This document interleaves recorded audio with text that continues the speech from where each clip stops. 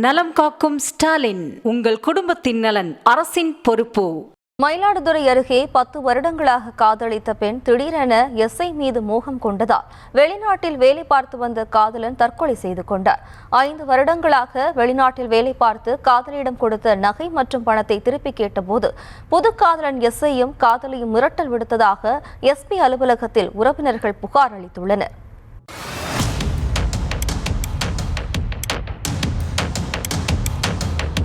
மயிலாடுதுறை அருகே தலை ஞாயிறு மெயின் ரோட்டைச் சேர்ந்த சரத்குமாரும் திருப்பங்கூர் பகுதியைச் சேர்ந்த சங்கீதா என்ற பெண்ணும் கடந்த 10 வருடங்களாக காதலித்து வந்ததாக தெரிகிறது. கடந்த 5 ஆண்டுகளுக்கு முன்பு குவைத் நாட்டிற்கு சென்ற சரத்குமார் டிரைவர் வேலை பார்த்து வந்ததாக தெரிகிறது.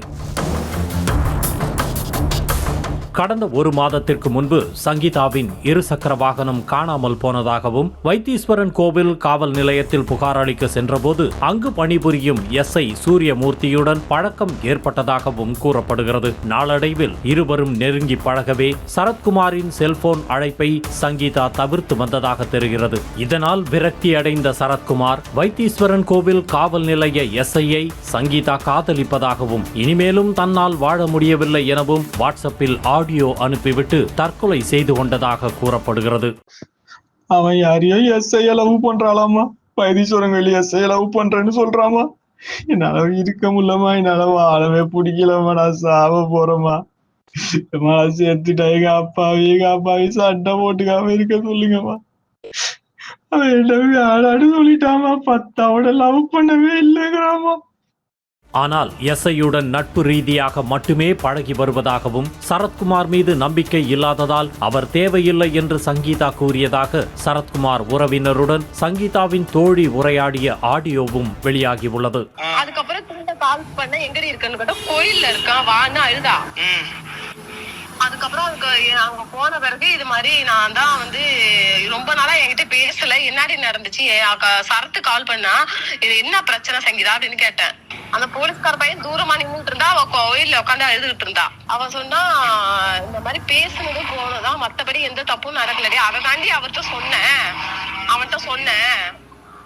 எனக்கு வேண்டாம் நீ விலைக்கு போயிடுன்னு சொன்னேன். அதை இந்த அளவுக்கு பண்ணுவானே எனக்கு தெரியாது, எல்லாத்தையும் சொல்லியிருப்பான் போல அப்படின்னு சொன்னான். அதுக்கப்புறம் ஏதாவது பண்ண செஞ்சுதான் அவன் ஏதாவது சூசைட் பண்ண என்னடி பண்றது, அவன் பாவம் தானே, அவன்கிட்ட நான் பேசுறேன் சொன்னா இல்லடி அவன் என்ன கடைசி வரைக்குமே நம்ப மாட்டான், கல்யாணத்துக்கு பிறகும் அவன் நம்பாம இருந்தா என் லைஃப் ஒன்ன மாதிரிதான் ஆகும், எனக்கு அது பிடிக்கலடி அந்த லைஃப். சரத்குமாரும் சங்கீதாவும் காதலித்து வந்த நிலையில் எஸ்ஐ சூரியமூர்த்தி இடையில் புகுந்து இருவரையும் பிரித்தது மட்டுமல்லாமல் சங்கீதாவை விட்டு செல்லுமாறு செல்போனில் மிரட்டியதாகவும், ஆகவே சரத்குமாரின் தற்கொலைக்கு காரணம் என கூறப்படும் எஸ்ஐ சூரியமூர்த்தி மீது நடவடிக்கை எடுக்க வேண்டும் எனவும் அவரது உறவினர்கள் மாவட்ட காவல் கண்காணிப்பாளர் அலுவலகத்தில் புகார் அளித்துள்ளனர். மேலும் சரத்குமார் கஷ்டப்பட்டு சம்பாதித்த 15 பவுன் நகை மற்றும் 3.5 லட்சம் பணம் ஆகியவற்றை சங்கீதாவிடம் கொடுத்துள்ளதாகவும், அதனை திரும்ப கேட்டபோது சங்கீதா அவரது தாயார் மற்றும் எஸ்ஐ சூரியமூர்த்தி ஆகியோர் தர முடியாது என்றும் பொய் வழக்கு போடுவோம் எனவும்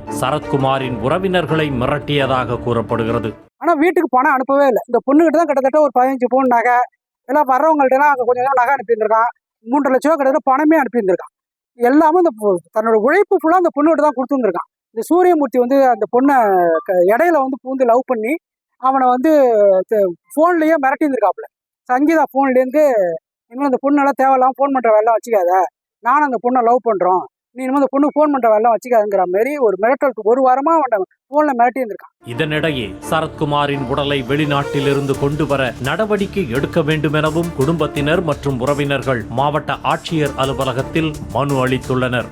வெளிநாடு அனுப்பிவிட்டேன், எனக்கு தான் சார் மெசேஜை போட்டு விட்டான், என்னை ஏமாத்திட்டாமா, நான் இருக்க மாட்டேம்மா, நான் சாக போறேம்மா, அந்த தம்பி தப்பான முடிவு எடுத்துறாரு தம்பி, பேசி தீட்டுக்கலாம் தம்பி, வா தம்பி, டிக்கெட் போட சொல்லுமான்னு சொன்னது. அந்த டிக்கெட்டும் நாங்கள் போட்டோம். திருப்பி இவங்க நைட்டு எத்தனை மணிக்கு ஃபோன் அடிச்சாங்கன்னு தெரியல. அங்கே உள்ளவங்களுக்கு 5:30க்கு தூக்க மாட்டேங்கிறதுனால ஃபோன் அடிச்சிட்டாங்க. திரும்பி இவங்க தான் ஃபோன் அடிச்சிருக்காங்க. சங்கீதாவும் அந்த சூரியமூர்த்தி மெயினாக சாகும் பொண்ணு பையன் காரணம், சாவுக்கு அவங்க தான் காரணம். அவங்க அம்மா நாங்கள் பொண்ணு தரமாட்டோம், நீங்கள் எங்க கூட ஏழையா இருக்கீங்க, அவங்க பணக்காரனா இருக்கான், அதை கொடுக்க போறோம்னு சொல்லிட்டு எங்கள் அக்கா பையனை அவங்க அம்மாவை திட்டி. இதனையடுத்து வைத்தீஸ்வரன் கோயில் காவல் உதவி ஆய்வாளர் சூரியமூர்த்தி ஆயுதப்படைக்கு இடமாற்றம் செய்யப்பட்டுள்ளார். நலம் காக்கும் ஸ்டாலின், உங்கள் குடும்பத்தின் நலன் அரசின் பொறுப்பு.